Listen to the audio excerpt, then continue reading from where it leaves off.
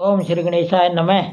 देवताओं ने भगवान शिव की अत्यंत विनय के साथ स्तुति करते हुए अंत में कहा, आप पर परमेश्वर परात्पर तथा परात्परतर हैं।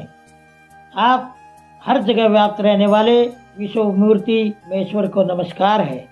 आप विष्णु कलतर, विष्णु क्षेत्र, भानु, भैरव, त्र्यंबकम तथा विहरणशील हैं। आप मृत्युंजय हैं। शोक भी आपका ही रूप है। आप त्रिगुण एवं गुणात्मा है। चंद्रमा, सूर्य और अग्नि आपकी आंखें हैं। आप सबके कारण तथा ब्रह्म मर्यादा स्वरूप है।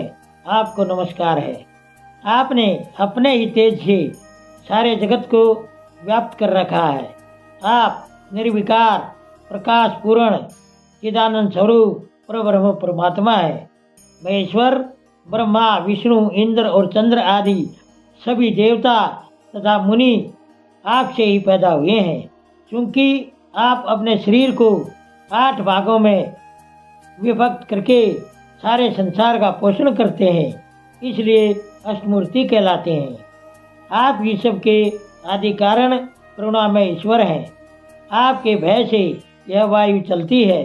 आपके भय से अग्नि जलाने का काम करती है। आपके भय से सूर्य तपता है और आपके ही भय से मृत्यु सब और दौड़ती फिरती है।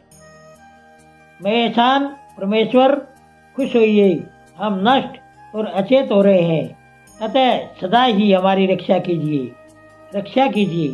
नाथ शंभु, आपने अब तक अनेक प्रकार की आपत्तियों से जिस तरह हमें हमेशा सुरक्षित रखा है, उसी तरह आज भी आप हमारी रक्षा कीजिए। नाथ, आप जल्दी कृपया करके इस अपूर्ण यज्ञ का और प्रजापति दक्ष का भी भला कीजिए। भक्त को अपनी आंखें मिल जाए, यजमान दक्ष जीवित हो जाए, उषा के दांत जम जाए और भृगु की दाढ़ी मूछ पहले जैसी हो जाए। शंकर आयुधों और पत्थरों की वर्षा से जिनके अंग भंग हो गए हैं, उन देवता आदि पर आप हमेशा अनुग्रह करें, जिससे उन्हें पूरा आरोग्य लाभ हो।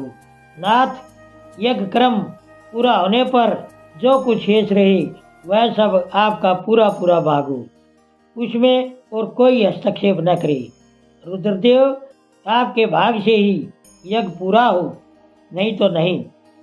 ऐसा कहकर मुझ ब्रह्मा के साथ सभी देवता अपराध अक्षमा कराने के लिए उद्यत हो हाथ जोड़ भूमि पर दंड की भांति लेट गए।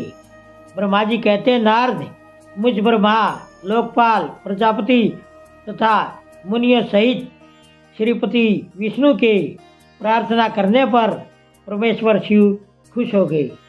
देवताओं को भरोसा दे हंसकर उन पर परम कृपा करते हुए करुणा निधान परमेश्वर शिव ने कहा।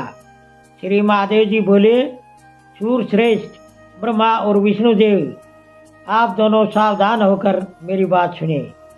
मैं सच्ची बात कहता हूँ। आप दोनों की सभी बातों को मैंने हमेशा माना है। दक्ष के यज्ञ का यह विध्वंस मैंने नहीं किया। दक्ष अपने आप ही दूसरों से बैर करते हैं। दूसरों के प्रति जैसा बर्ताव किया जाएगा वह अपने लिए ही फल देने वाला होगा। अतः ऐसा कर्म कभी नहीं करना चाहिए जो दूसरों को कष्ट देने वाला हो। दक्ष का मस्तक जल गया है, इसलिए इनके सिर के स्थान में बकरे का सिर जोड़ दिया जाए। भग देवता मित्र की आंख से अपने यज्ञ भाग को देखें।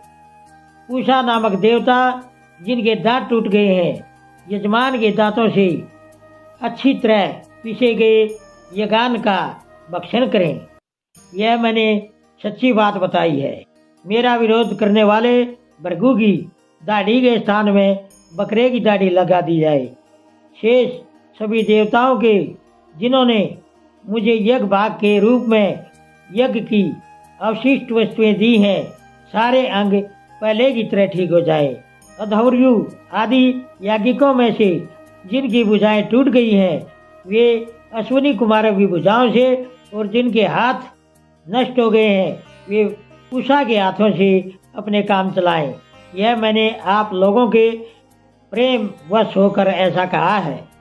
ब्रह्मा जी कहते हैं, नारद, ऐसा कहकर वेद का पालन करने वाले सूर सम्राट चराचरपति दयालु परमेश्वर महादेव जी चुप हो गए। ओम नमः शिवाय। दोस्तों, सभी तरह की धार्मिक वीडियो देखने के लिए बने रहिए हमारे YouTube चैनल धार्मिक वाणी पर। धन्यवाद।